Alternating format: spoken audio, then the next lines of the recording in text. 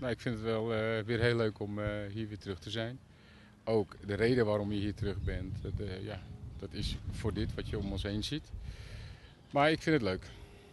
Ja, als je kijkt dat dit veld en alles eromheen, helemaal compleet, binnen, nou, ik denk iets meer dan 3 weken is gerealiseerd. Ja, vind ik het heel knap. Ten eerste knap voor de mensen die eraan gewerkt hebben. Maar ook knap voor dat je toch in zo'n korte tijd, door alle omstandigheden, dat je toch weer zo'n heel mooi veldje kan aanleggen. Ik zit helemaal in de coaching.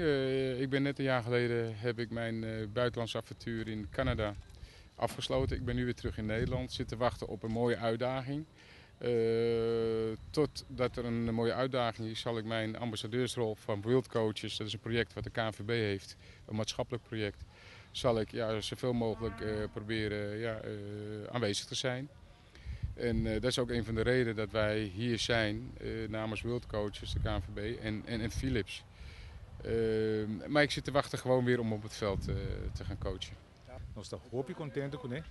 Pessoal, isso aqui é algo, mas badrum é noite lá também tá, há algo assim de land, pessoal, nós só vamos esperar, pero agora que lá bem, também abrimos também, nós estamos muito contentes. Nesse mancava nós estamos esperando, sabe, tudo dia, ayer noite lá, echt, peguei momento, pe muito lang at high veld aqui.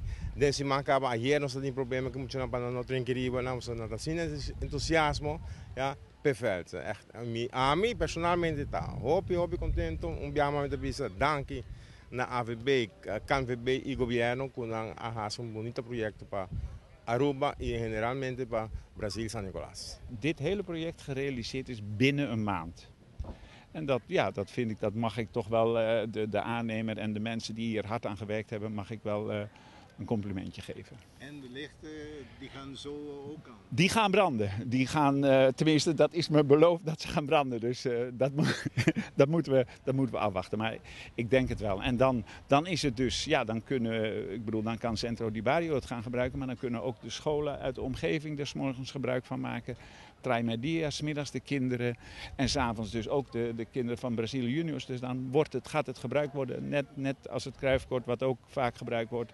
En dit, kijk eens, het prachtige. Ja, ik ben heel trots op alle mensen die hier aan gewerkt hebben. Wij weten dat in Aruba er een plan is om in 2020 met veel minder fossiele energie daar naartoe te werken. En we willen ook graag tonen aan iedereen dat Philips de technologie in huis heeft om dat nu al te doen. Want dit is nu een oplossing die je kan gebruiken voor straten, voor wegen. Maar je kan ook al in je huis ledlampen kopen die ook al 60-70% energie besparen. Dus het is een hele goede technologie.